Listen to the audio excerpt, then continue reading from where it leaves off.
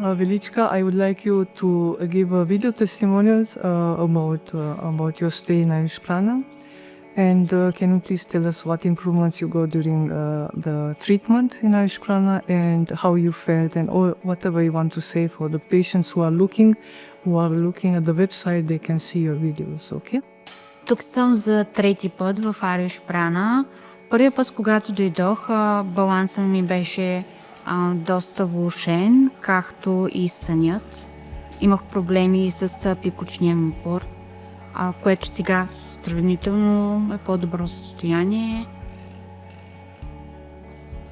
Преди да дойда тук, съм си слагала плегради на всеки 2 седмици, но бях доста стресирана да ги спра, защото имах много странични ефекти.